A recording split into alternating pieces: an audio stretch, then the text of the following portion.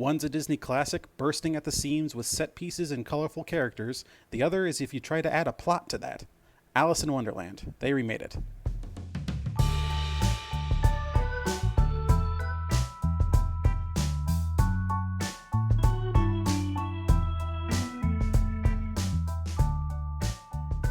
Hi, and welcome back to They Remade It. I'm your host, Stuart. And I'm your host, Jacob. Back again on the day the heat finally decided to drop on all of us. Oh yeah, it's really hot out, and we had a bunch of tornadoes come through Yeah. a couple of days ago. I think someone at work told me, I think in the course of like 2 hours, we received like 5 different tornado warnings. It was like, oh, okay, that's fun. Well, I was told by a coworker today that they were kept up last night because some tornado sirens went off. I don't know exactly where they live compared to me, but I was like, I thought it was fine last night. Are we getting more? I mean, I know it's going to rain here in a couple of days, which is perfect for me because, in case the acoustics sound slightly different, I'm actually in the process of moving. So it's been fun. Congratulations on that. Get a new place. Get out there. Yay! I have a place with a working air conditioner. Oh, God, that's going to be so nice. I'm pretty much just in the middle of preparing to acquire the funds necessary in order to think about moving to a new location. I mean, that's a step. It's some kind of step. It's bureaucratic level of layers, but I can't even give you the fractional amount. But there you have it. All right, but now that we've covered the weather portion of this podcast on movies, what have you been watching these past couple weeks? Oh, I haven't watched a lot, but I watched a couple of big distinct ones, if that makes sense. Like, yes, I heard about one. Yes, and that is the second one I've seen. I'll tell you about that here in a second. But the first one I remember seeing, I actually saw with my mom over Mother's Day. It was Romancing the Stone. I can never remember any of the cast members except for Danny DeVito. It's got Danny DeVito is one of the like third level villain, and I think it is like Michael Douglas. I think is the male lead's name. I think you're right. Yeah, I freaking loved it. It's just like a classic kind of was it 80s or 70s? I think 80s. Like 80s. Yeah, it was 80s. It's like 80s, like rom-com meets adventure movie. It was actually really cute. I liked it a lot. Now you got to go out and watch the sequel, Jewel of the Nile. Is that real? Yes, it is. Oh, okay. For saying that's it. Like I was like, that seems like a joke, but at the same time, that could be very legit. The 80s movies did that. I think that's the name. I know for a fact there's a sequel. I think that's the name. I don't. If it's let's hope it was a long-awaited sequel. We can cover it. Oh yeah, we'll have to look into that. But then the second one I saw, which I had already told you about, was Detective Pikachu. Yeah. Saw that with my lovely girlfriend, and I thought it was pretty good.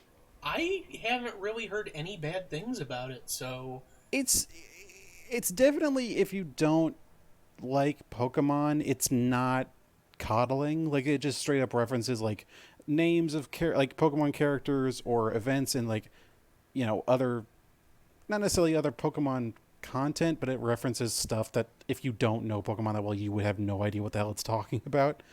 And there's a lot of moments where the movie's only like an hour 45 long. It could easily have been 2 hours to at least expand on a couple scenes, because there's a lot of moments where they'll receive information, and that's in any other movie you'd think, okay, now they're going to have to figure out what this information means, where they have to go from here.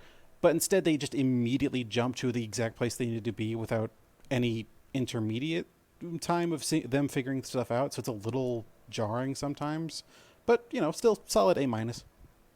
All right, that's pretty good. I've always thought about that for like those movies that are takes on pre-existing material. I find that most of the time they either don't care about the community, so it's like really off base and strange, and it's like, this has nothing to do with the original source material. You just saw it was popular and did it. Like the Mario Brothers movie. Yeah. Or the most common thing they do is they just have to explain everything because they're like, well, it has to sell to people that aren't familiar with the franchise as well. And I understand that, but a lot of times they just do info dumps. And if it's not pertinent to the plot and it can just be like a subtle nod or something, then that's fine. Yeah, there's almost no info dumps from what I can remember. I think it really just banks on the fact that Pokemon is so widely known at this point that they can kind of get away with it. You know what? That's true too. With franchises that are really big, I guess you don't have to care as much because everyone Yeah, should be familiar with it. yeah, but yeah. I liked it a whole lot. Um, and then the third one I saw was I rewatched the Guy Ritchie Sherlock Holmes movie with Robert Downey Jr. Oh yeah. That one was that one's been a long time favorite of mine. I used to have it. It was one of the few movies I actually had on my old iPod Touch, and anytime I was on a trip, I would always rewatch it, and so I know it back to front. But it was on. I saw it on Netflix, and I was like, you know what, fine, it's fun. I haven't seen it in a while, and actually, I can actually put on subtitles now and see what they're saying in a few scenes because they tend to mumble. It's Yeah. like putting on an English accent and also like frantic moments. It's hard to tell what half the things they're saying sometimes are. Um, Yeah. yeah, it was pretty good. I think it's one of the only Guy Ritchie movies I like. All his other stuff is he did like that one Man from Uncle and the King Arthur movie. Oh yeah. I Man, haven't seen King Arthur movie, but that new guy from Uncle. I've even seen the Man from Uncle is a piece of shit. yeah, I liked it okay, if only because I just like that whole like 1950s 60s spy flick kind of deal. But that's kind of the end of it. And then I have seen part of the King Arthur one. It is awful. Like it is awful from I got to say it's probably some of the worst editing I have ever seen in a movie. It's like in a lot of the Guy Ritchie movies that he likes to do the thing where it gives kind of like interspersed scenes of seeing stuff that's happening either at the same time or in the past and then cutting back immediately to the present. It did that so much. Like it would be cutting back and forth between present and like past at different locations, all in the same scene constantly. So I was like, where the hell are we? Ugh, It that's was, sickening. and also it's just the fact that it's like I like the Arthurian legends and everything, and it doesn't hold to them at all. Like it was just like, hey, he's a dude with a magic sword. That's about it. Like they don't even get the names of the knights of the round table right. Mm. There's George and Michael or something where it's like, yeah, there's like And Lancelot, Gawain, Bors, like those are the no, no, names, no, no, bud. no, no, no, no, no. Tipsy and Mipsy and Donner and Blitzen and the Professor and Marianne. Even I know all the Knights of the Round Table. And Dot. And Dot. Yeah, yeah. The Sherlock Holmes is good at least. It's pretty decent. That's good. I don't remember if I liked it or not. I haven't seen it since it came out, and I definitely didn't see the second or the third. No, no, So it only had one sequel. okay, yeah, I didn't see the second one, Second one was okay. but all right, that's cool. Yeah. So what did you see, buddy? I failed and fell flat on my face. Oh, you didn't see anything? Pretty much nothing. I'm going to talk Huh. about something real quick. I know I've mentioned it on the show before, but I just got caught up on it again, and I literally have loved every single episode of the show, and that's the new DuckTales, the Oh DuckTales yeah. reboot. I've still been meaning to watch it, but every time I float around on Tumblr, they're so obsessed with it that every now and again I'll just get a spoiler. Where I'll be like, well, crap. Oh god, It's that's like, well, yeah, no real worth to it now. yeah. I hate that. I can't stop singing the praises of this show though. So that's just where I'll take that is because I love it to death. It cares so much. People are like, oh, it's so much darker and it's in depth and it's going into stuff. That's not what I care about. I care about the lore, Hmm. and they really care about the lore. There's so many episodes that pay homage to the Carl Barks comics, which spawned this whole thing. Which Yeah. the original did a little bit of that too. Um, they implement other aspects from Disney afternoon shows, like they've referenced the Adventures of the Gummy Bears, which I think was the first Disney afternoon show. They had one of the main antagonists from Tailspin, Don Carnage. He was a villain in an episode. Jeez. But the biggest thing that I love about it is my favorite Disney show. I loved it when I was little. I wasn't around for it when it came out, but it was in reruns, was Darkwing Duck. And yeah, I'd seen they had done some stuff with that. oh yeah, it's great because it's a cut above the rest of the afternoon shows in that DuckTales has actually incorporated it into its universe instead of just referencing it.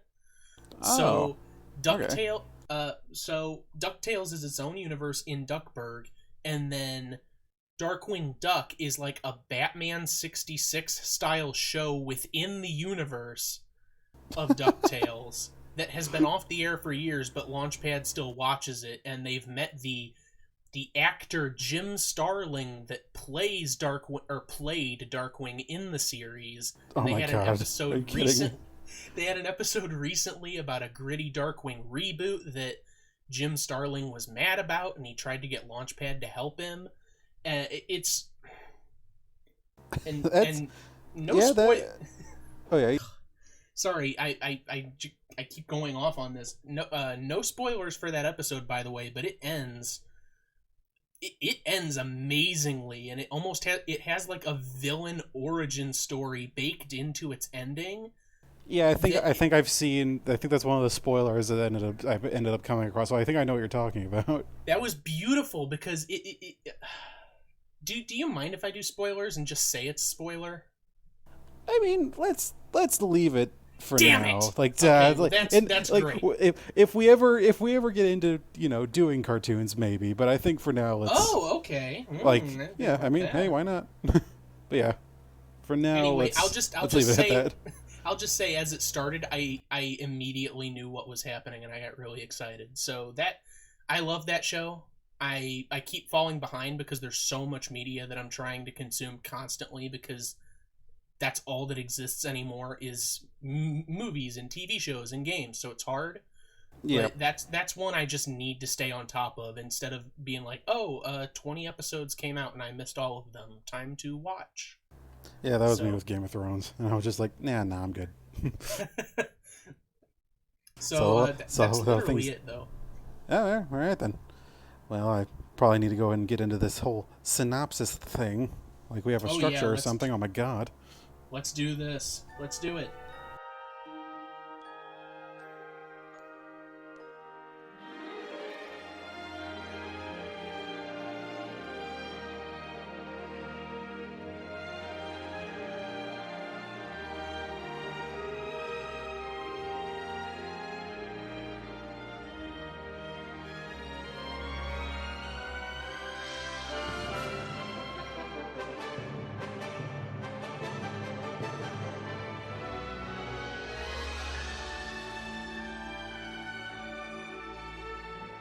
So this time around, I guess I should say, we're doing Alice in Wonderland, in case the title didn't say.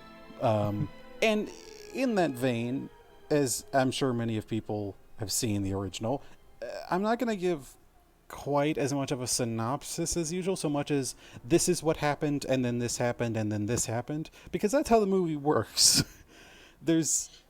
It's just kind of a series of events, which they're nice events, they're fun, but they are just a series of events. So we'll get to the actual plot in the second one.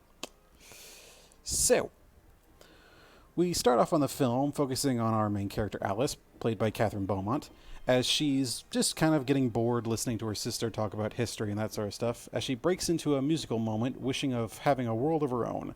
Just as she wraps up the song, she sees the titular White Rabbit, played by Bill Thompson, running along in a waistcoat and having a big old, runabout with his pocket watch saying how he's late.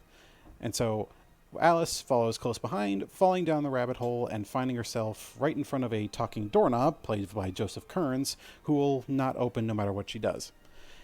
In response to this, because she is too big and the door is so small, she ends up taking a drink that makes her shrink incredibly small. But she inadvertently doesn't get the key from the same table that she found the drink, and so she still can't get through the door. And so she has another treat that makes her grow really big, but now she's too big to get through the door. And so she cries, it causes a flood, she shrinks again, she gets caught up in the flood and flows through the keyhole of the doorknob. And can I just say, as a quick aside, my God, this is going to be weird to go through entirely. Um,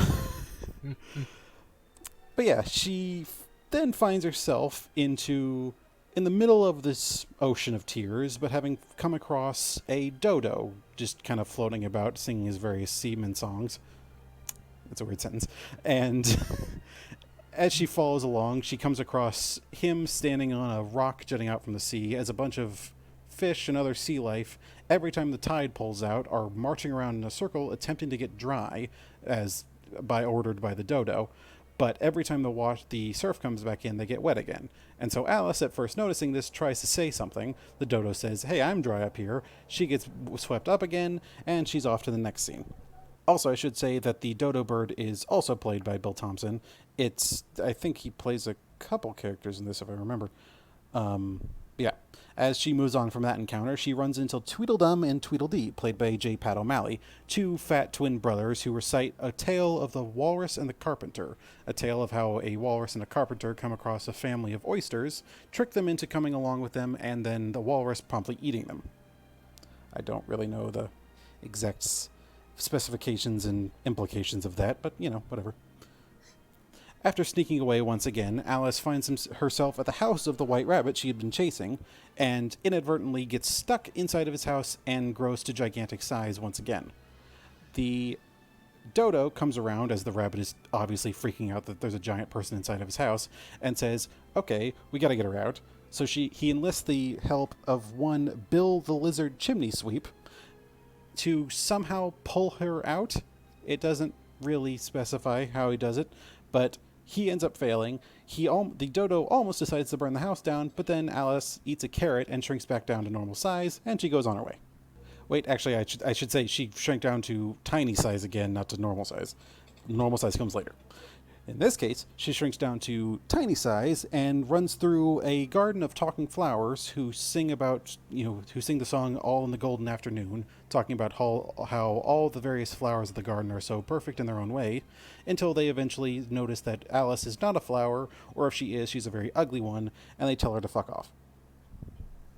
She then runs into a hookah-smoking caterpillar who just kind of chastises her for a while, giving a lot of cryptic advice and nonchalant comments, who eventually just tells her, "Hey, the mushroom's sitting on one side of it. If you eat it, it'll make you big. One side will make you smaller." And so she uses that to get back to normal size once again, and continues once again on her way, as the caterpillar himself has now turned into a butterfly kind of out of nowhere. Moving on from this, Alice runs into the Cheshire Cat, played by Sterling Holloway, who gives a mysterious and non-corporeal cat who gives her directions to the tea party of the Mad Hatter. Along here, she meets the March Hare, played by Jerry Colonna, who is celebrating his unbirthday with the said Mad Hatter, played by Ed Wynn, and a dormouse, whose name I have not written down. I'll get in a second. Alice, who is kind of getting tired of all the rudeness and wackiness at this point, pretty much just abandons this and just kind of just goes off, and it just kind of sulks for a while with a bunch of weird visual metaphors and everything. I don't even know how to describe it better.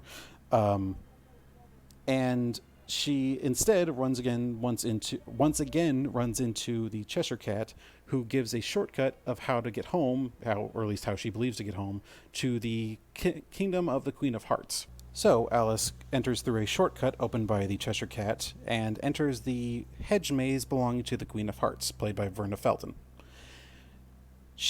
The queen, comes along to play a game of croquet using flamingos as the bats and hedgehog as the balls, and along the way, Alice is tricked by the Cheshire Cat, or rather, I guess the Cheshire Cat, blames Alice for making the queen embarrassingly hike up her dress, at which point the queen demands that she be beheaded, and she is taken to court, in which a frankly ridiculous court scene ensues, until at one point Alice briefly grows large again, but then small again, then runs off, and as she's being chased by all the various denizens of Wonderland, realizes, "Oh, hey, I'm actually just asleep by the tree in the very beginning," and promptly makes herself wake back up, goes along with her sister, and has a lovely afternoon. It really does just kind of wrap up. So, after that semi-plot, let's go on to something that actually has a plot and go to the 2010 version of Alice in Wonderland. We open with a young Alice Kingsley, played by Mia Wasikowska. Kauska. In having woken up from a nightmare and goes to her father, Mr. Charles Kingsley, played by Martin Kasokas? What is it with these names? Kasokas, a wealthy ship helmsman and, shipping route discoverer, and tells her all about this dream she has had, which describes the events of the entirety of Alice in Wonderland. She is reassured by her father that, yeah, she's probably crazy for thinking these things, but that just kind of makes her interesting. Not long after this, her father unfortunately passes, and she goes throughout years of her life not having his playful attitude by her side. We cut again to her as more of a young woman, as she is forced to go up to a kind of just rich person party, the kind of general rich person party that they have, and where she is unfortunately doted on and attempted to be engaged with this very foppish man, at which point she freaks out, sees the white rabbit out of nowhere, and follows right after. She obviously once again falls back into the rabbit hole and finds herself right back in Wonderland in the same manner that she had described earlier in her dream. Only this time, when she comes out of the tiny door, she comes across all of the main characters: the White Rabbit, played by Michael Sheen, the Dormouse, played by Barbara Windsor, and the Dodo Bird, played by Michael Gow. Oh, and the Tweedledum and Tweedledee, both played by Matt Lucas. They all come around her thinking, exclaiming that she is either not Alice or is Alice, in various levels of disbelief or belief, declaring that she is needed for some form of prophecy written out on some scroll whose name I forget now because it's kind of a ridiculous name, in which she is destined to slay the Jabberwocky, a great dragon owned by the Red Queen, and thus would end the Red Queen's tyrant rule. To confer on whether or not she truly is Alice, they take her to Absalom the Caterpillar, played by Alan Rickman, who looks upon her and says she is not hardly Alice. And so everyone's like, oh, we're disappointed. But as they learn this, they're beset upon by the forces of the Queen of Hearts, namely the Knave of Hearts, played by Crispin Glover. She eventually makes her way back to the tea party of the Mad Hatter, as she had described before, with the Mad Hatter, played by Johnny Depp, and the Mad Hare, played by Paul Whitehouse. March Hare, not Mad Hare. They briefly describe and once again debate on whether or not she's actually Alice. They get beset once again by the Knave of Hearts. They escape, but in the process, the Mad Hatter is captured. As a result, Alice is forced to go to the Queen of Hearts castle and stage a rescue. I should also say the Queen of Hearts is played by Helena Bonham Carter. She inadvertently becomes absurdly large, and as a result, the Queen of Hearts, who for some reason in this iteration has an abnormally large head, sees this as like, oh, she has an abnormality like me. I like her. I'm going to bring her to my side. And so Alice inadvertently becomes kind of a friend, courtier, some form, along with the Queen, allowing her quicker access to eventually break out the Mad Hatter, and to receive something called the Vorpal Sword, a sword she is destined to wield to kill the Jabberwocky. She is eventually discovered, and the Mad Hatter is set to be executed, beheaded, and as a result, they all have to run off. But in the nick of time, the Cheshire Cat, played by Stephen Fry, comes in to rescue the Hatter and fake their execution, and they all kind of get the heck out of Dodge and meet up with the White Queen, whom the Red Queen had actually ousted, played by Anne Hathaway.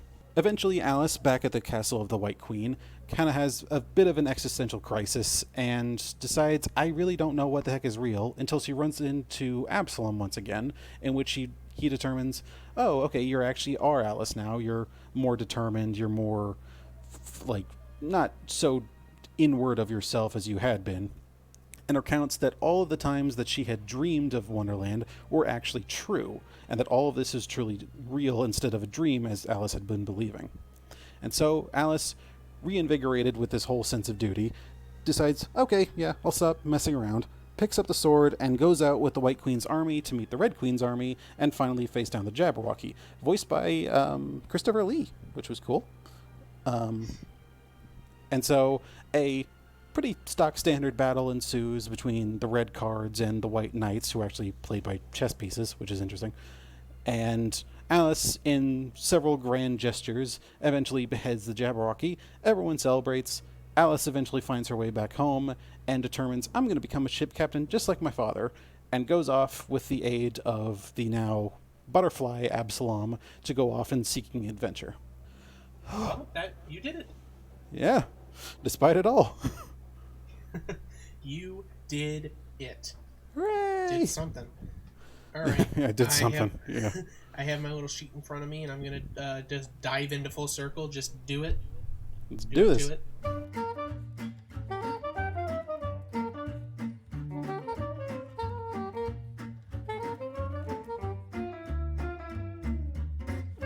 So, some of these are going to be a little obvious, more obvious than others, and then there's a few of these that I was pleasantly surprised by, just because with old Disney pictures, there's a lot of inbreeding between them, where just voices were just passed around Hollywood, like, oh, here, take this guy, take Clarence Nash, whatever, put him in this. Take my wife, please. Take it, please.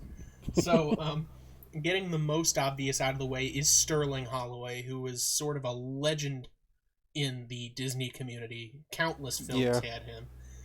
Mainly for the purposes of this show, the Cheshire Cat in Alice in Wonderland 1951 and Winnie the Pooh in The Many Adventures of Winnie the Pooh. Both of which are now played by Jim Cummings, because Jim Cummings does everything that Sterling Holloway did. Which is pretty much the impressive. Same voice. Yeah. I'm glad that we can keep that alive a little bit. Next, which is a bit... It's obvious to people that know Disney and know how Disney works, but Thurl Ravenscroft, who was the deepest voice that Disney had, and they had him in every chorus just doing the low bass parts in those old Disney movies, of which he was in The Many Adventures of Winnie the Pooh as well, just singing in the chorus. But I'm sure you recognized him as one of the painters, the card painters in Alice in Wonderland. He was with the deepest voice. Yeah. I gotta say, I do miss that old trend of Disney movies having choruses to play their openers. That was just a lovely little treat. God, that is really beautiful. I have to say, I do miss it, and this just made me miss it more. Yeah, and like the painted title cards and all. Oh yeah, well, Alice in Wonderland was the first Disney movie to actually have credits as well, which used some of those painted backdrops. So that's a fact.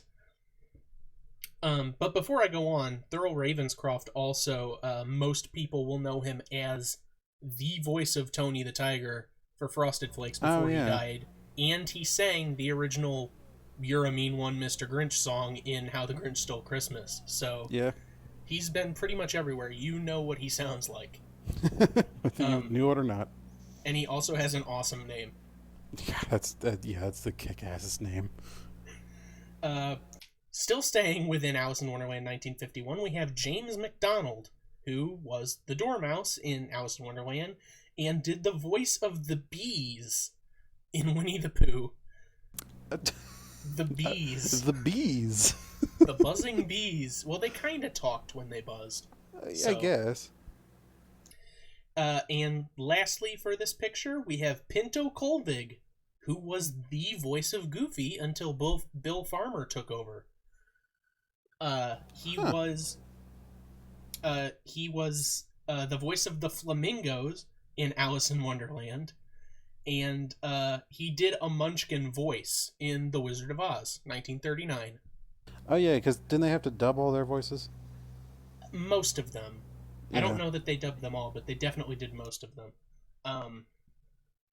That's for that though.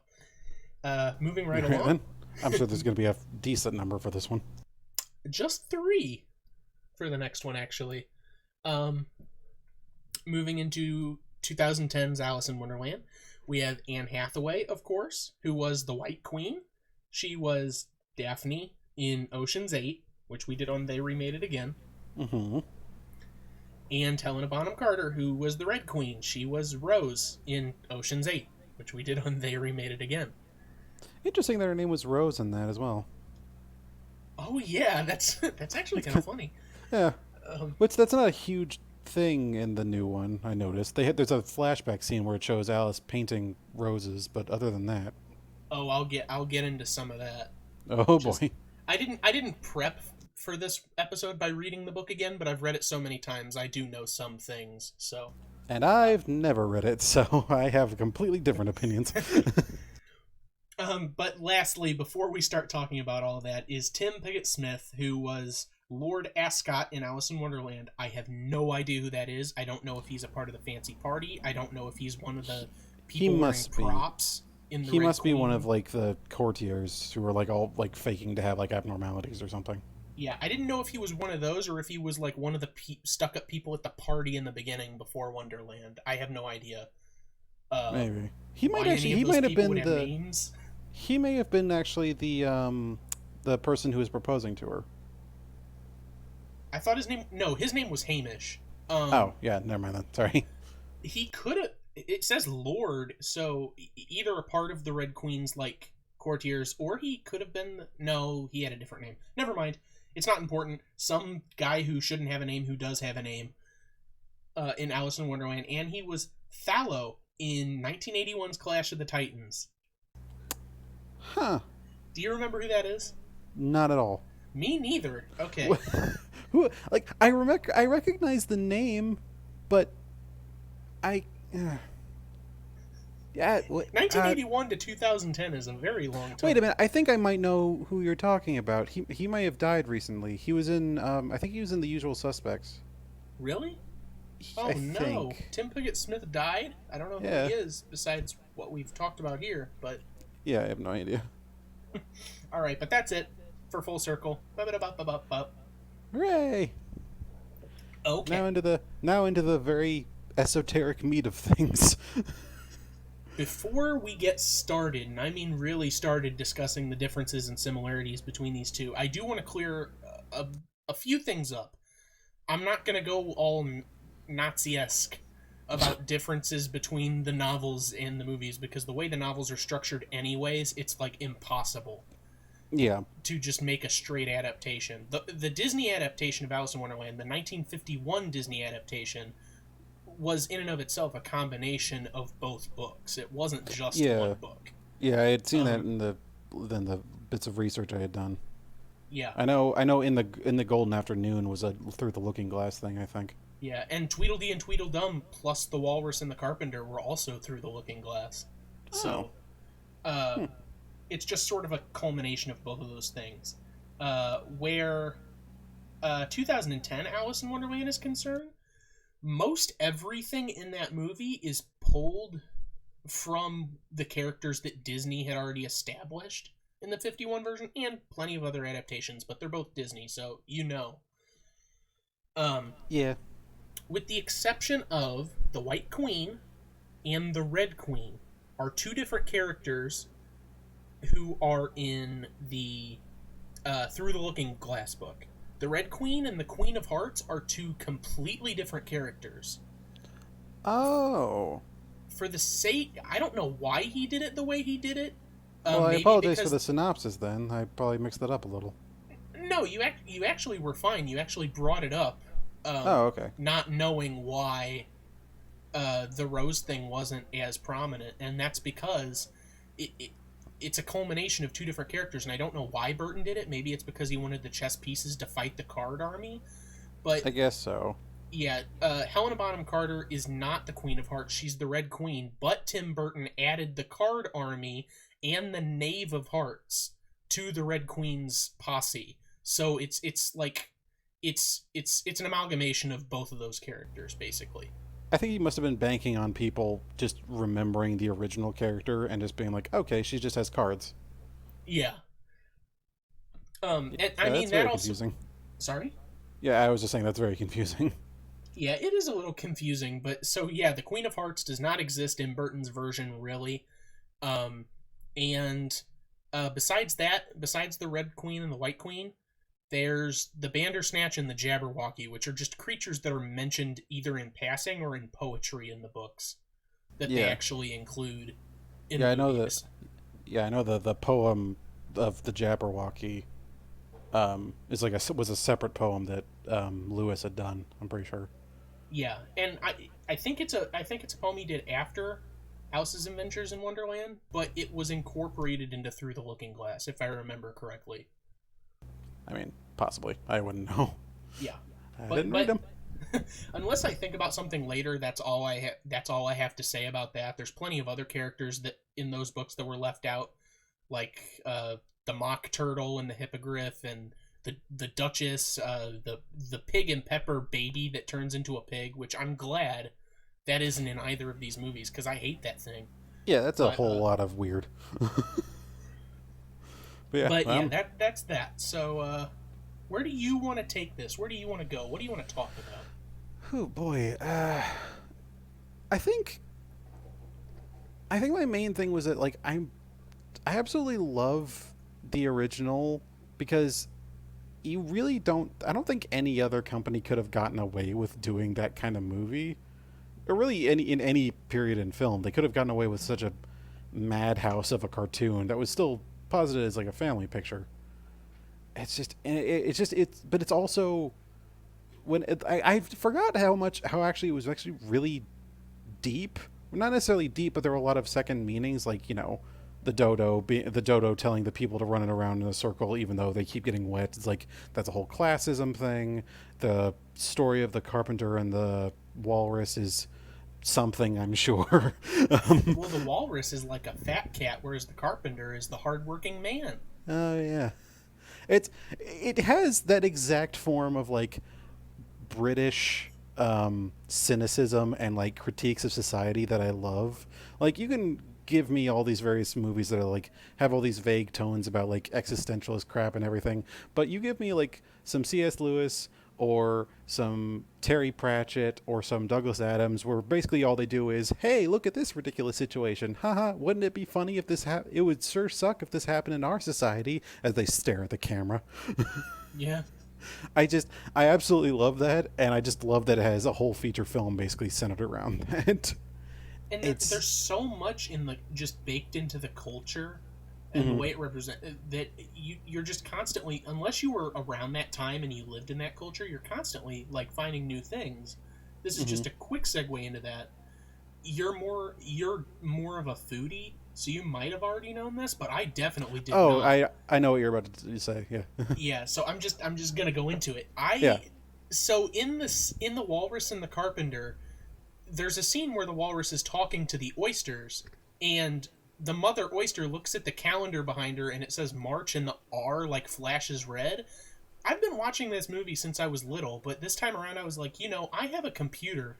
I can find out why that's a thing.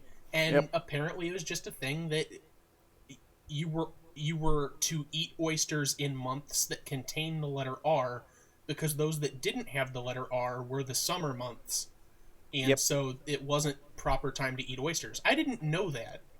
Yeah. I had learned that after I knew this. I think it's also used occasionally. This saying was used mostly in England at the time because don't have oysters in the summer months because it's they didn't have proper refrigeration and oysters go bad like nothing else. Um, and I had just known it because I think it's also a southern saying I've heard. Either Oh, that or I must no I must have it must have been a holdover from when we used to live in the Northeast, so we would have gotten oysters there as well. oh, Um, okay, I see. so I at least knew it from there. So I finally watched this back through and I saw that I was like, oh, okay, Yeah, yeah, I so that's something that I know now, but I didn't know before, and I don't know, stuff like that's cool because you already know that you're watching something from a different era, but to pick out things that just aren't explained because like, well, you know this. I don't know right, that's interesting as well. yeah, yeah. It is always weird, like how many, like I say that it's like as before, like as above so below, or as before it is now. Um, I keep looking back on movies that I would have watched, and the ones in this one I realize there's a lot of sayings and there's a lot of for lack of a better word, memes that would make no goddamn sense half a year after this was released, I'm sure. And so I was like, I guess it's not that weird that whenever I see something like that in like an older film where I'm like, all right, that's kind of a weird thing they're doing or a weird trend. So it's always fun seeing like, oh yeah, we actually are exactly the damn same. Yeah, society hasn't changed. We still bully people for being different than us. Yeah. If anything, we've kind of doubled down. Yeah. There's still people that are higher above in classes or ranks that like look down upon you. There's haughty people. There's people in charge that take advantage of you. Like That that all being said, the new movie does not really kind of come off as like having a deeper message. Like it does just kind of seem like a it's a I kept thinking back through it because I was like, oh man, this feels kind of like a generic plot. But then I start to think about the characters and the set pieces and everything. It's like this is not generic at all because of like things like if only because the main villain is called the Jabberwocky, and the main villain is a tiny Helena Bottom Carter with a giant head. yeah. It's and so I think back on it, it's like, oh, this is kind of like meeting it halfway. It's the generic adventure plot with Alice in Wonderland characters, and I wasn't really sure how to feel about it when I started thinking about that. Yeah. Because Yeah. that was the main reason I liked the original one, because, oh, it's actually kind of got some grit to what it's saying. Now it's just kind of like, yeah, it's all right. It's Yeah. kind of weird. So I buried the lead a bit. I talked about this before the show, and I know I've brought it up to friends before, but um, the Disney Alice in Wonderland, the 1951 animated Disney Alice in Wonderland, is my favorite Disney movie, and Mm-hmm. I watch it all the time. It's been my favorite since I was little. My sister got it on tape for an Oh, Easter, yeah. and it became my favorite film, or Disney film, I should say. Uh, and I think that might have influenced me when I saw the Tim Burton one in theaters because I hated it. It was also one Hmm. of those movies I saw in theaters with a bunch of other people. It was one of those movie theater birthday parties where you rent out the back room and stay there for half an hour and then go into the theater. Uh, I've, which I I've only I've what never done that in my life. Anytime I go to the movies, I'm like, I don't want other people bothering me other than my family. that was really popular here. You'd rent out a back room and then go into the movie theater after you had cake and open present. I did that for Racing Stripes, Series of Unfortunate Events, and then this movie. Wow, Uh, that that made me feel old. so, Oh God, a series of unfortunate events in the movie. but I hated it when it came out. This time watching it back through, uh, it has some flaws. Most every movie does. It has like two or three things I'll get into later that I actually fucking hate, Hmm. and wish were not in the film. Hmm. But I like it. Yeah, I can't. I I actually can't. do like it.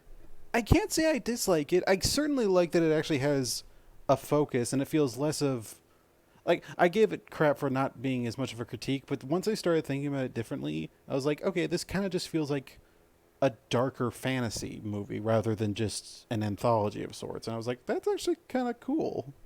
There Right. aren't a whole lot of movies that can pull this off, and this one kind of gets away with it because it is, using pre-existing characters. Yeah, that's a good thing. I actually forgot when you suggested this one. I forgot that it wasn't a remake. It's more of a sequel to the concept of Alice in Wonderland. Right. It's Um, it's this weird like amalgamation fourth version or something. yeah, so it kind of gets away with doing its own thing. Um, Hmm. it can craft its own plot based around these characters because it's like, well, we're not telling the original story. Even if she doesn't remember it, she's already met these characters. So let's Yeah. just sort of do it already. Yeah. And it's like also kind of basing off the memory of the general public. It's like y'all know these guys by now. We've tortured them to death by now.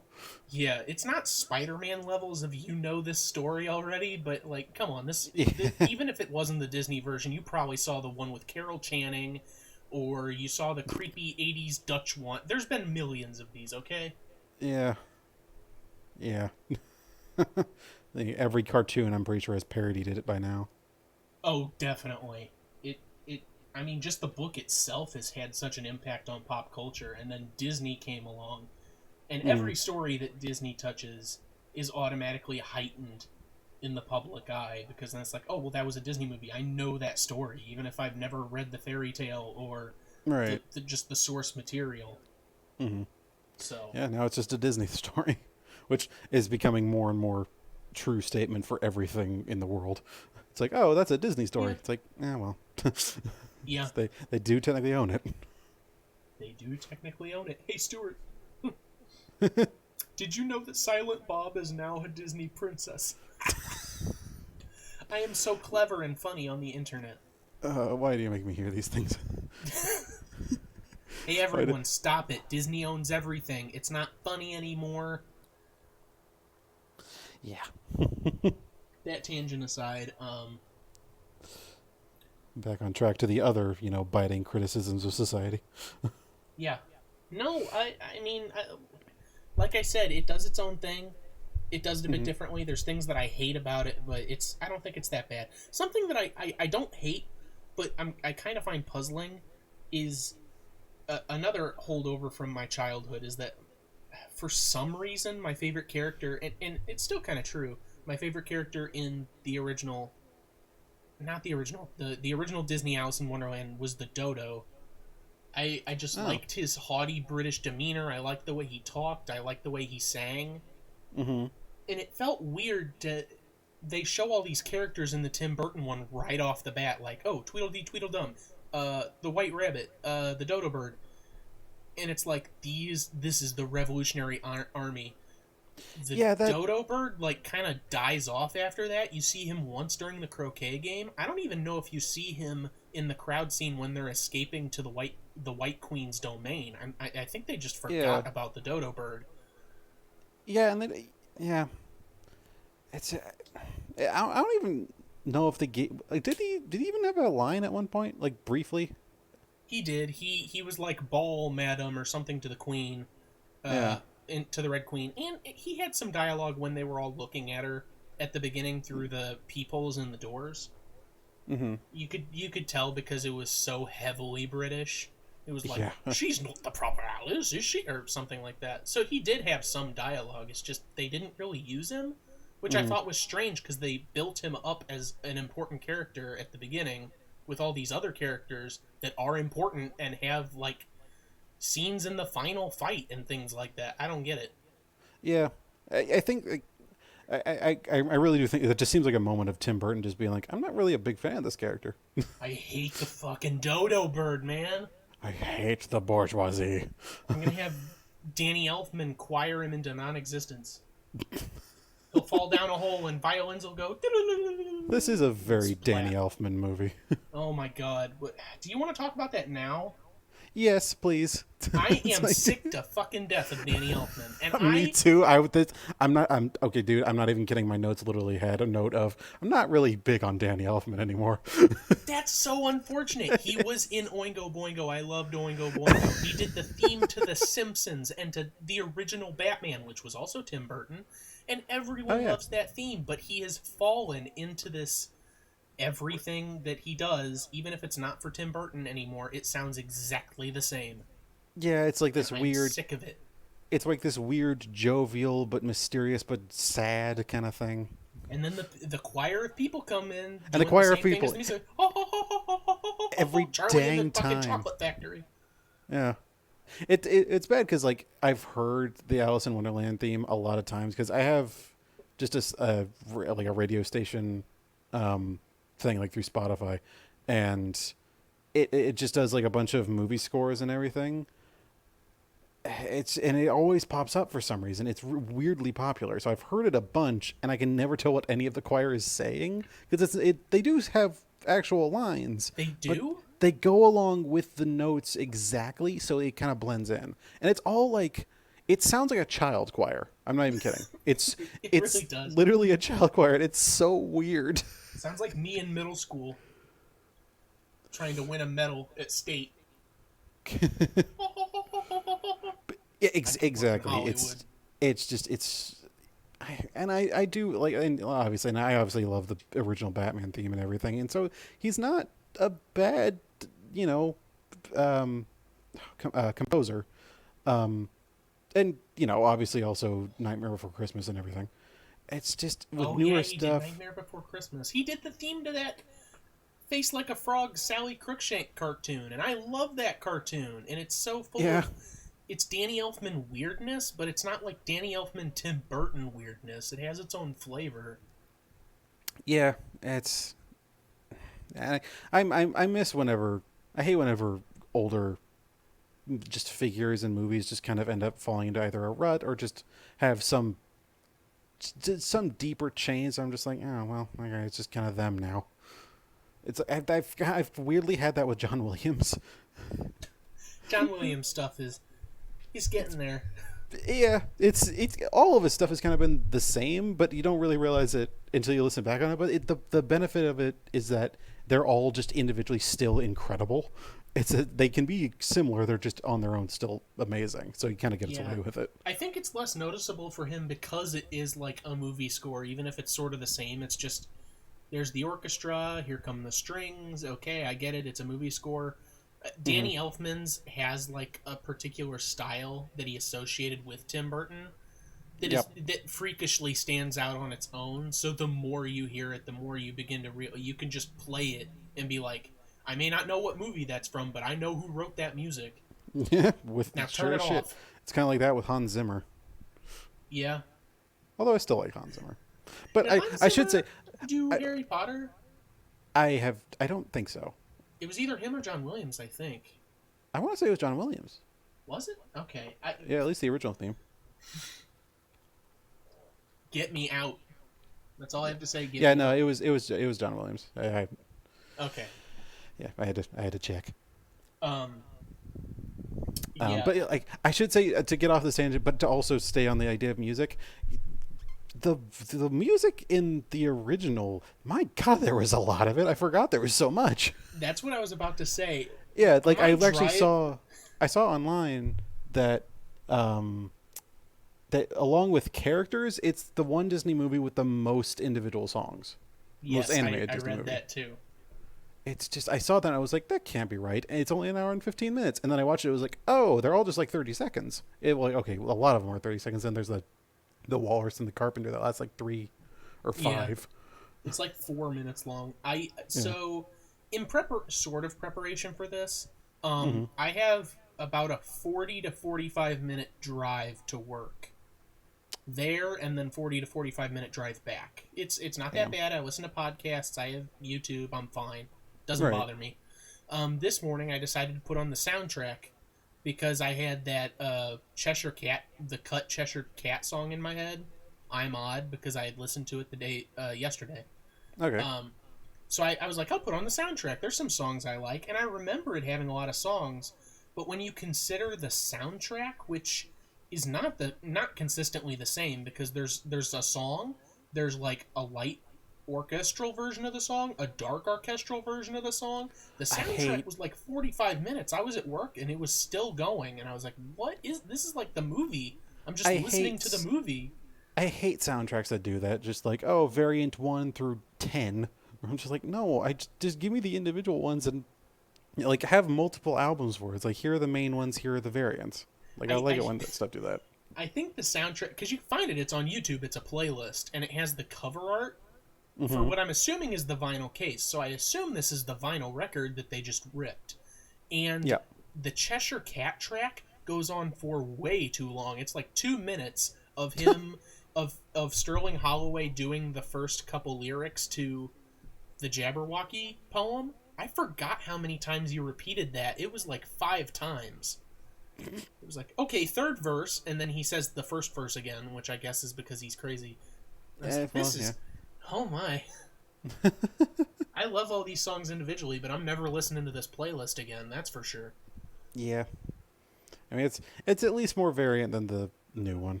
That's at least nice. Yeah, if only they had a song in the new one. Yeah. You know what? Maybe that's for the best that they didn't. You know what? Actually, yeah, I'm not going to wish for that one. I will say though, the visuals, give in the new one, like I gave it, I give it crap and everything, and I've always been one to be down on darker visuals, but I forgot how much I actually really like them in the new one. It culminated well, like together really well. Yeah. It really did. It looks good. Yeah, it really did like double down with the idea of it being a dark fantasy rather than just, you know, an anthology of kind of wacky cartoon characters. I was like, okay, if I take a step back, or I guess a step forward in this case, and kind of more ingrain myself with this world rather than it just being a literal dream, it actually is a bit more palatable. Like the fact that, you know, the fact that they call the place Underland rather than Wonderland. It was just Mm, like that just kind of sealed it for me. I was like, that's not that's weird and it's cheesy, but at the same time, that's kind of fun. I kind of like what they did there. yeah, I'll get into that in a bit too. Uh I huh. kind of have a love-hate relationship with that for a couple of reasons, but it's not like severe. Um, Right. it's not like it's called Underland, you fools. It's nothing like that. Um, but what was I gonna say? For the visuals, I've always been sort of an enemy of computer graphics when it comes to it replacing puppetry because I really like the Yes. feel of puppetry, and that's just because I'm a fan of like B horror movies, Right. and that like sells it for me.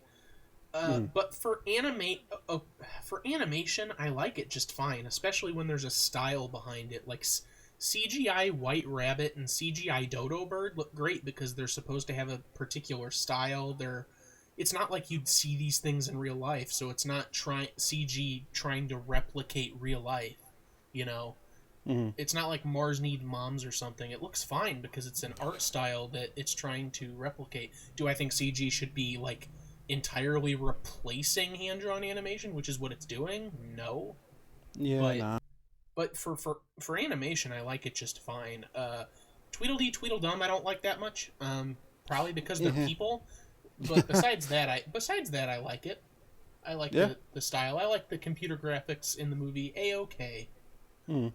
I just even it's like it's the kind of thing where I'm not gonna bash on the visuals of the original one, but there's a certain point I have to be like, I have seen so much Disney at this point in my life that I'm like, I'm not really in for any big surprises here. You know, it's like, you know, it still looks amazing, it still looks interesting, but it's at the same time, you know, it's just classic Disney animation. Yeah. The one thing that Disney still gets me on, um, is the way they handle like colorful lighting, which Mm-hmm. of course is just them drawing colors in a particular way. There's no actual lighting. But it always surprises me because they do it in such unique ways. Like I saw a picture this morning on Twitter, and it was a bunch of photos of the genie number from Aladdin, not the new Aladdin, but the Disney 1994 version or whatever year. Oh Um, yeah. and it was the "Friend Like Me" song. And there's the one scene where the genie is it's like whatever that shot is, where the camera's like on the floor looking up at the character so they look bigger, Yeah. and it's the genie with his arms crossed, and the lighting is like red shadow underneath the blue form of the genie. And I was like, I forgot that they did that. That's really cool. So I started thinking about Alice in Wonderland and its colors, and Mm-hmm. in the scene where she's crying and singing that song "Lost in the Forest," and they're all the creatures are fading into like pink wireframes. That's cool. Yeah, I uh forgot about that. the strange scene at the Mad Tea Party where they're chasing after the watch to break it, and it's in black and white for like a single frame, not a single frame but a single shot. It's just in black and white. It's right. It's like it straight up looks like just like a death screen from GTA. It just goes black and Yeah. white right as they die. Which that's got to be one of the nerdiest references I've ever made, but still. Yeah, I like stuff like that. There's the scene with all the cards marching, Yeah. uh the pink, the green, the aquamarine cards, as Oh they yeah. were as they're all marching, like those beautiful colors where they're turning and you see their front and then you see their back and they're different colors. I don't know, that Disney still gets me with that because I always forget, because it's not something that you're meant to really pay attention to, Yeah. and I that mean gets Disney me. Disney knows colors, man. That's surprisingly. Yeah, they're the ones that made the Cheshire Cat. There were like 13 or 14 adaptations of Alice in Wonderland before the original Disney one. And then And everybody picked that one because it was like, yep, that's it. yeah, well, and like all those adaptations don't really focus on the Cheshire Cat at all because they're like, who cares? In the book, it's a cat that meets Alice outside of the Pig and Pepper baby's house, and it's Yeah. just like, I'm the Duchess's cat. Bye, and then goes away. It doesn't care. But Disney's like, no, we can make this character fun. He fades in and out of existence. His eyes flash colors, and now everyone loves the Cheshire Cat. Yeah. Every time there's a crescent moon, I always call it a Cheshire moon. Yeah, it's great. Yeah, just like, and yeah, just and of course now having thought about it more, now I'm back down on more of Tim Burton's visuals because I'm like, the more I think about it, it's like, man, Tim Burton visuals look exactly the damn same. Yeah, that's the Every problem single with it time. being such that style though. It's like, I well, mean, I'm Tim yeah, Burton. This is my style, which that's not excusing it, but it's something that you just have to kind of accept at this point. It's like, right. okay, it's Tim Burton. There's And of course, black and white stripes because he loves those. I gotta remember there's some other director who does a bunch of movies that a lot of people confuse with Tim Burton, but whose name I can't remember, and I'd had to look it up pretty hard. Um, but it's just it's always funny thinking back on all of his movies. It's rare that you have a director where the visuals are so consistent, or at least at the very much at least you can look at it and be like just Tim Burton immediately. It's Yeah, in all other directors, it's either shot style or lighting or what have you, but it really is just hardcore on the visuals with Tim Burton. Between like Sweeney Todd, Dark Shadows, which that one isn't as bad about it, but it's still pretty bad about it. Um, yeah. There's like I don't know, Edward Scissorhands. Edward There's Scissorhands, Charlie and that's the the other one I was Chocolate thinking Factory, which is more colorful, but in a dark way, so you can still tell. of. Hmm. Everything But looks nauseatingly clean. yeah, which I guess is in its own sense very creepy. Yeah, it's like a sterile environment, Hmm. which But it's still creepy. That's his whole point. exactly, yeah, it's a good point that we bring that up since it comes up with each of those movies having the same, well, two actors actually, um, that being Johnny Depp and Helena Bonham Carter. Mostly in my mind, I guess Johnny Depp because he's the one who's had a bit more controversy lately. Yeah. Well, even before the controversy for me, it sticks out in my mind so much, and I think it's Uh, because I don't know. I've never minded Helena Bonham Carter being in these films. I'm just like, yeah, oh, yeah, that's her. She's fitting the role. yeah. I've always thought she was a But better actress for sure. Like, I mean, yeah, not necessarily a great range of actress, but of all the things she's in, I've never been like, okay, yeah, I've every single time I've seen her, I've been like, yeah, she did a great job. And yeah, versus Johnny Depp, where it's like, it ranges from either peak at Pirates of the Caribbean and then everything else. It's just I've never really been huge on him. I've never been a fan of really any of this stuff. I don't. I mean, I'm like one of the few people on the planet, but I really don't like the Pirates movies, I mean, that's just in fine. general. It's not for Uh, everyone. I'm just a sucker for pirate movies. yeah, but I dislike Johnny Depp. I don't Mm, care for him. I don't like him in the roles. He comes across as creepy, even when he's not supposed to be. Like, I don't know. It's one of those things where a show you're watching is really vile or disgusting, and you're like, ugh, it's disgusting. And you bring that up to someone like, I hate that show. It's nasty. And they're like, well, yeah, it's supposed to be nasty. It's like, it doesn't mean I have to like it because it's nasty. So see, he's supposed to be creepy. Okay, I don't like it. I like the movie fine, so clearly there's something different there. like what's funny is that I've never found him creepy whenever he's doing his role in each of his movies. I find him creepy just as a person. So like anytime he does something that I think is creepy, it's not. I don't think, oh, that's him doing his role. That's me just being like, oh, that guy is just weird. That that It's might be it with me, just like an underlying thing that I've picked up on. because like And if again, this is before any of the controversy stuff yeah, that came out. because it's the kind of situation. If I thought he was creepy for the role he was doing, I'd think he's a good actor. But the fact of the matter is that he just does these things, and I just get skeeved out by him for some reason. I'm just like, no, I don't like you. Yeah, Like I think but he's a fine actor in certain cases, but otherwise I'm just like, yeah, I'm not huge on him. Just I makes me I'm uncomfortable. I saw who else was up for the role or who they considered for the role of Mad Hatter, Hmm. and that was Jim Carrey. And I was thinking about it. I was like, I don't know that would be much better. Uh, I mean, I feel like at the very least, if they had picked Jim Carrey, he would have kind of gone all in a bit more. It seems like anything with Johnny Depp, he feels very restrained.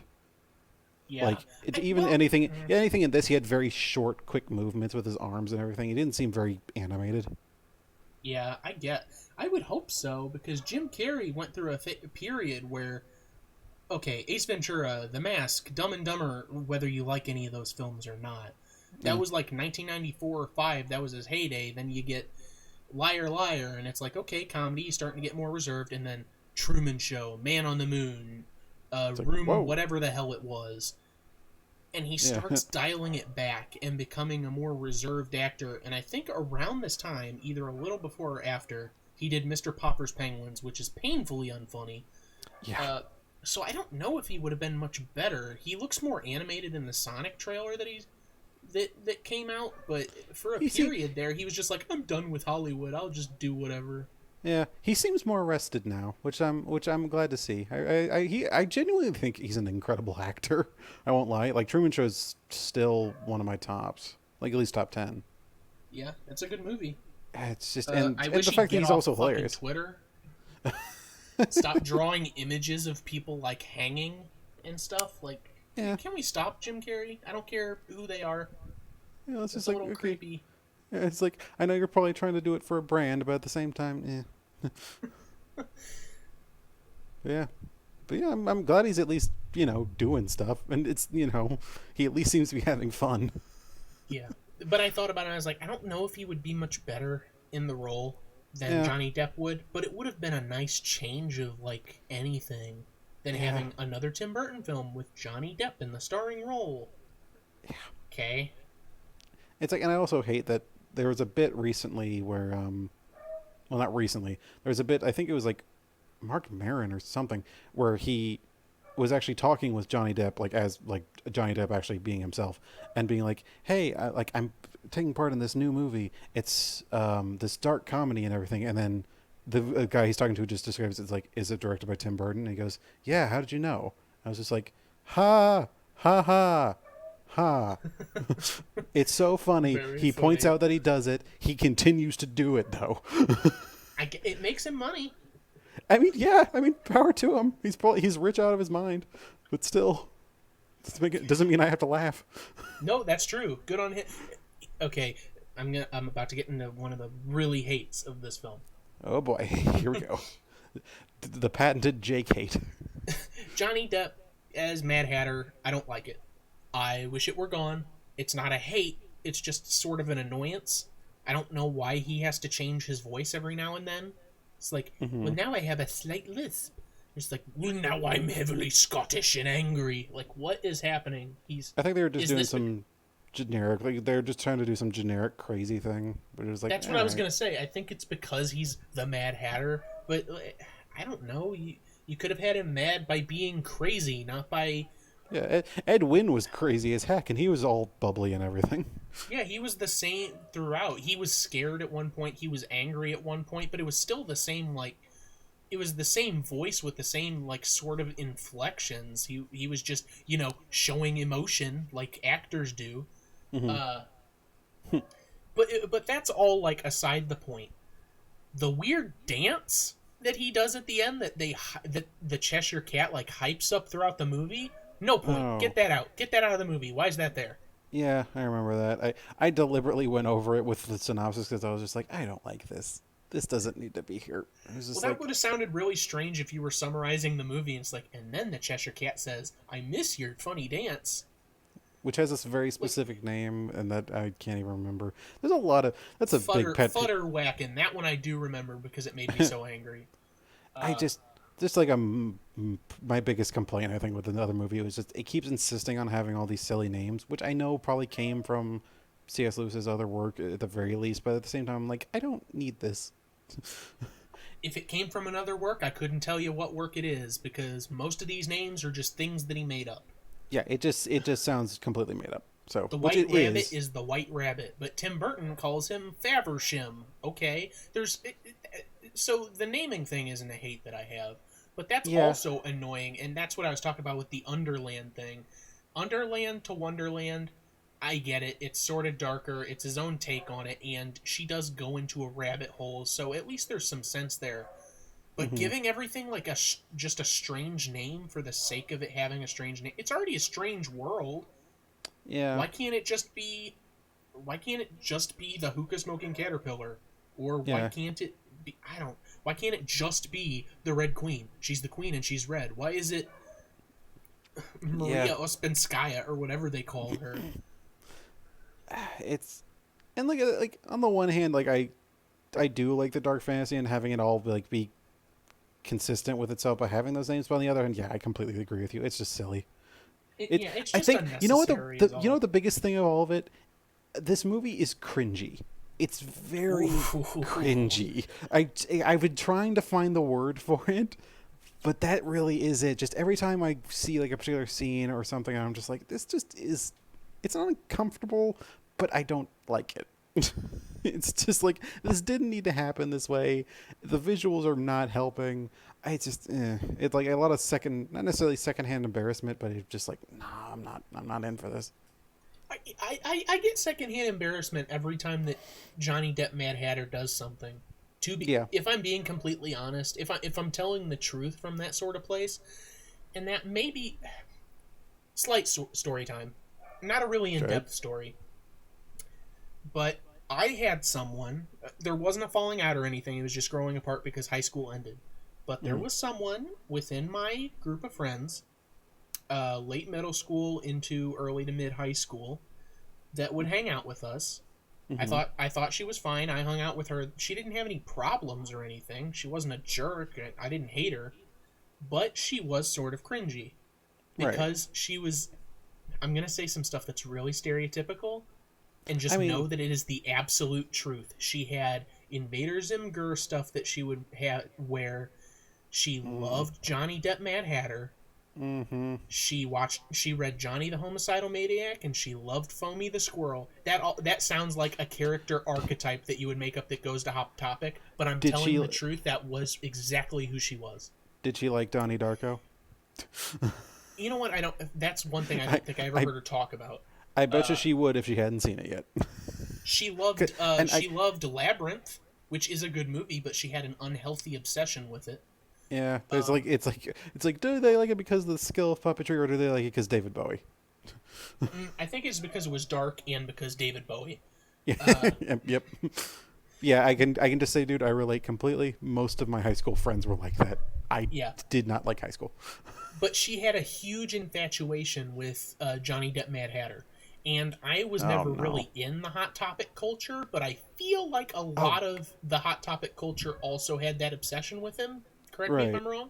And I'm realizing now, Hot Topic culture basically just became Tumblr culture. Yeah. It's like she was the early Tumblr girl. She probably has a Tumblr. She absolutely has a Tumblr. I guarantee you she does. Again, I don't have anything wrong with her. I haven't talked to her in forever. It's fine. She's not a bad person, but definitely that is who she was, and it was that sort of person on the internet that's like, I love Johnny Depp's Mad Hatter because he's insane. I would marry him because I'm just as twisted. That sort of thing. Just you saying that, I cringed. I think that's where a lot of my cringe when he's on screen comes from, is because I'm thinking of that. But then he just generally does cringy things, like I don't know. He makes jokes. He makes like heavy witty asides. Yeah, like heavy quotation marks jokes. Yeah, like he's trying to be Spider-Man. Like, I smell that you dropped something, or whatever he said to that woman when her nose fell off. Like, it's okay. It feels like he's trying to do the dark thing, but he's also trying to be anything approaching Ed Wynn, which is like, just don't try, bud. Come on. Was he trying to be Ed Wynn? Because he went it seemed like way. the humor. It seemed like the humor he was doing. Like, it seems like if Ed Wynn had done it, it would have been funny.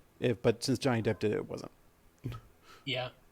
Twinkle Twinkle Little Bat. That was very cringy. Yeah. They were all singing and he was like waving his hands. That was cringy. They were just trying to force that poem into the movie. Yeah. And that's another thing Like I had said before, it's like he was just kind of like stockily waving his hands back and forth. Like that's kind of what I mean. Like I would have liked Jim Carrey because Jim Carrey would have gone like full arm motion with it at the very least. I would have been like, you know what, that's kind of funny. He would have gone twinkle, twinkle, little bird. Yeah, exactly. Probably like knocking crap off the table and everything. And then he would have gone Exactly. do Jim Carrey things. Yep. So He would have had character, even if you didn't like that either. There would have been like a personality behind it. yeah, it's like I could have said, yeah, I remember him. Yeah, that's a memorable character. Oh my god, we just spent like 10 minutes shitting on the Mad Hatter. Yeah, at least the 2010 Mad Hatter, which like Well, I yeah, think it's deserving. I like Edwin just fine.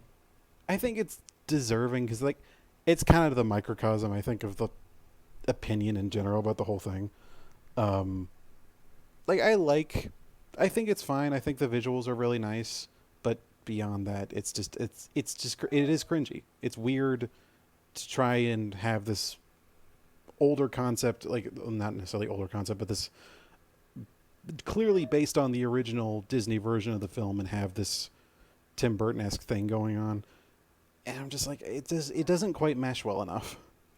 Like I said earlier in the review, it's like it kind of meets it halfway to the actual like stock standard adventure plot, where if I feel like if this had been entirely original and they had come up with kind of their own original world and maybe didn't have to rely so much on older canon, for lack of a better word, it could have done really well. But as it stands on its own, it just kind of feels like a mess. Yeah, it really does. The few saving graces being like, you know, the visuals and Christopher Lee. Yeah, I think the Cheshire Cat is handled well. Yeah, Stephen Fry played him, which I love. I think that was great. The Dormouse was handled great. They gave the Dormouse character. Yeah, not just a drunk. Mm-hmm. And I much prefer the original March Hare, but I found the Tim Burton take interesting. I didn't hate it. Yeah, it like, you know, it was electric at the very least. Yeah, which apparently that's something I also read, is that they didn't even tap him for it, but they wanted Robin Williams to do the March Hare. Yeah. I don't know why that fell through. I don't think they got so far as to even ask him. Mm-hmm. But yeah, that kind of, and there's not it. You know, at the end of the day, it's hard to kind of speak a whole lot more about the original. A, because it's short, and B, because you know it's Alice in Wonderland. It's cute, it's fun, it's straightforward, and it's so often on the show we have the same situation of original concept, pretty straightforward, pretty fun, then taken to some weird nth degree with a remake, and it's like, all right, let's relax maybe. And so let's dial it back a tad. Yeah, that kind of sums up my opinion. Unless you have any major other opinions, I can't really stretch my mind to get around anything else in particular. I'm gonna be honest, I think I did, but I can't remember it, so there's no point in dwelling on that. It's exactly how all these movies handle everything. Let's not dwell. Moving on. Is there anything you would have liked to incorporate into the new one that they didn't like tackle at all? I wish Tweedledum and Tweedledee had been A, better designed, and B, more actual characters. Beyond that, not really. I think it did what it did just fine. I love these fat boys. Let's give them Beetlejuice colors and have them do almost nothing. Yeah. So beyond that, nah. It is what it is, and I'll just leave it there. I thought it would have been cool to have some sort of Walrus and Carpenter thing. I really do like that. Mm-hmm. That poem, even if it is just a weird. I mean, most of Alice in Wonderland is just a weird aside, but it is the aside of asides. It's a completely separate story within the movie. Yeah, it is. It's not an aside. It's just beside. It exists in its own world. Yeah, that could be its own Disney. That could be its own Disney short. You know, it could. Yeah. It would have played after that lion thing. Yeah, that's just the quality of the film. Every individual aspect could have been its own little thing. Yeah, like the Winnie the Pooh thing shorts. Yeah. That they stitched into a movie. It practically was. It's just, here's the Alice in Wonderland short before Father of the Bride. There you go.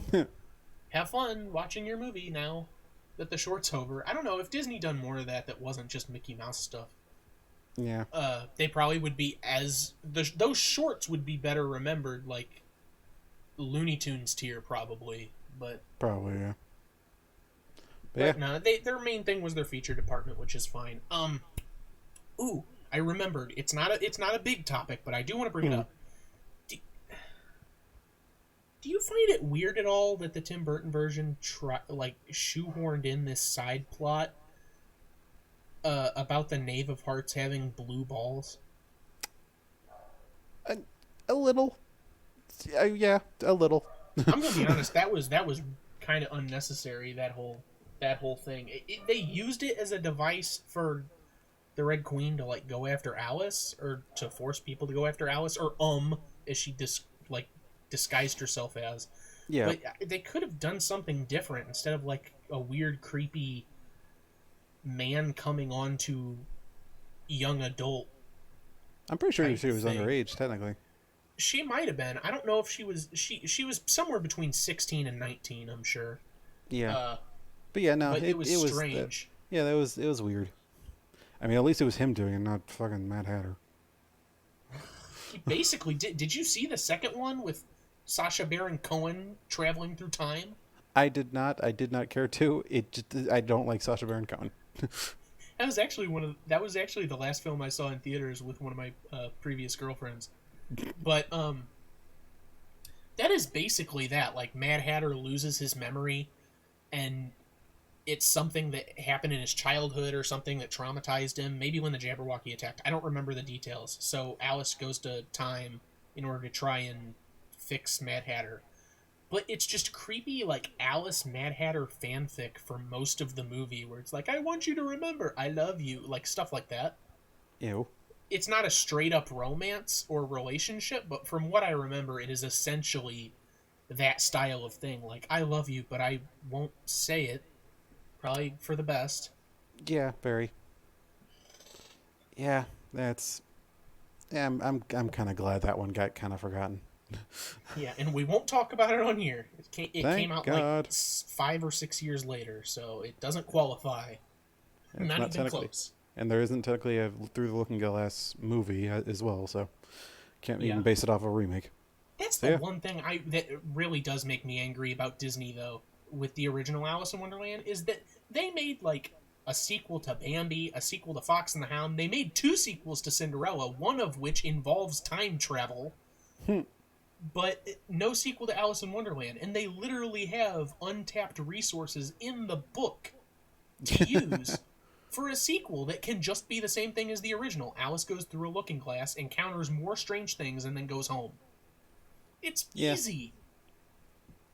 Hey, maybe they had one in the works, they just never did it. Maybe they did. But we will never know.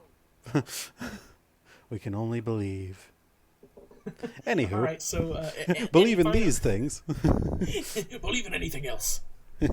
So, any final thoughts with this one then?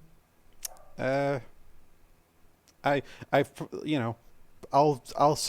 would certainly watch the 2010 version again. I think it's fun enough, at least visually.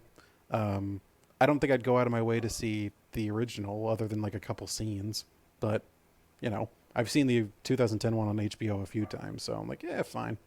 So it's at least rewatchable. Yeah. Beyond that, not much. I would not be opposed to watching the 2010 one again sometime in the future. I don't have a whole lot against it. I already talked about the things I don't like. Yeah. But for the most part, I do like it. As for the original, what? I feel like it'd be a good movie to watch with like a couple friends and like a couple of drinks, just to be like, what the hell is happening? Yeah, look at this, and then mute it whenever Jim Carrey, whenever Johnny Depp's on screen, and then unmute it. Yeah. As for the original, I will most definitely watch it again. Go out of my way to watch it again, and again, and again, because it seems like I'm rewatching it at least once every 2 years, because I really do adore it. Mm-hmm. I love the music. I love the colors. All of the characters are great. They are all just selfish assholes, with the exception of the Rose. Literally every character in that movie is a selfish prick. Yeah. I have often stated that the Queen of Hearts is not the real villain in that movie, because if any other character were made monarch, they would do the same exact shit that she does. Mm-hmm. Um, the Cheshire Cat is the real villain of that movie, though. He is the most malevolent out of all of the characters. He is the only one that goes out of his way to get Alice killed. The Queen of Hearts can kill anyone she wants, but the Cheshire Cat is like, no, her, now, do it. Yeah. He is the villain. Um, Yeah, but yeah, here's that's our theory, folks. Our the film main theory. antagonist of that film. Put him in Dun, dun. Kingdom Hearts. Oh, yeah. But yeah, I'll definitely be watching it again. It's funny too. It's Mm-hmm. like actually funny. The court scene I watch on YouTube fairly often too, just because every element of that final court scene is hilarious. They're all screaming at each other, and Alice is just like, "I can't take this. Yeah. I It's like, gotta I'm out. leave. I tap out. I tap out." I'm stressed. But yeah, that like I said, don't hate the other one. Like it just fine. The original is my favorite Disney movie, and it still is. Yeah. After all this time, it still is. It's pretty dang good. Yep. Yeah, it's but hardly a controversial opinion this time around, folks. But whatever. I think the biggest bit of controversy maybe our okayness with the newest of the Alice in Wonderland duo, because I remember people liking it when it came out. It made a lot of money, but people have definitely soured on it over time. And I'm here to say, I think like it's still Avatar. fine. Yeah. I don't think it's bad. Yeah. All Solid right. B. Solid B, maybe B minus. B minus because Johnny Depp. Yeah, a little notch below because of Johnny Depp. Yeah. Okay, so that being said, Give us go some ahead and- credits, Maestro. oh yeah, here we go. Go ahead and email us at theyremadeit@gmail.com. Subscribe to us in any number of podcast platforms. iTunes, Google Play, iHeartRadio, Podbase, Spreaker, Stitcher, which is probably one of the ones I'm most proud of, Podomatic, all those things. We get around, people. Oh yeah, we do. Go ahead and like us, review us, leave us a comment on any of them, preferably iTunes. That's the one that gains the most traction and does the most influence for podcasts everywhere. Mm-hmm. And I don't know, they remade it on at They Remade It, or at It Remade on Twitter, something like that. I don't remember. And They Remade It on Instagram. I post things to those occasionally. You'll definitely get updates. I'm trying. Yeah. It's one person running a couple of social media accounts, so if you want to go there, that's fine.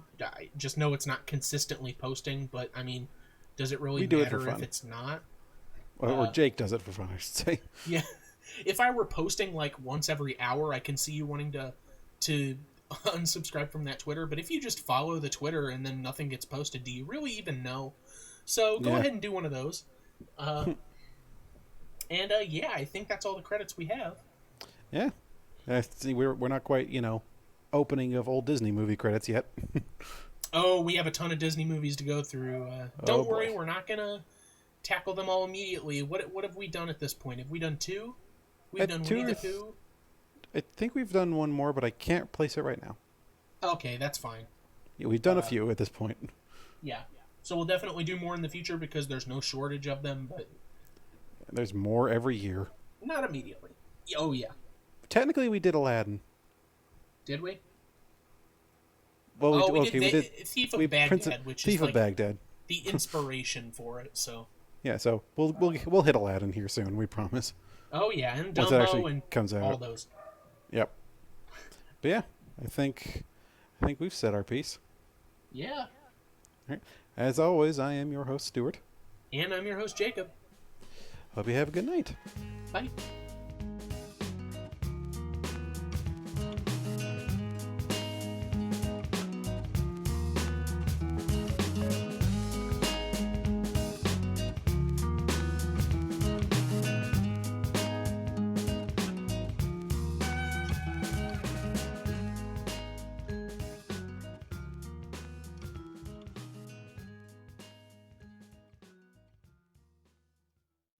Why is a raven like a writing desk? Riddles? Let me see now. Why is a raven like a writing desk? I beg your pardon. Why is a raven like a writing desk? Why is the what? Careful. She's stark raven mad. But it's your silly riddle. You just said... Said it, don't get excited. How about a nice cup of tea? Have a cup of tea, indeed. Well, I'm sorry, but I just haven't the time. The time! The time! Who's got the time?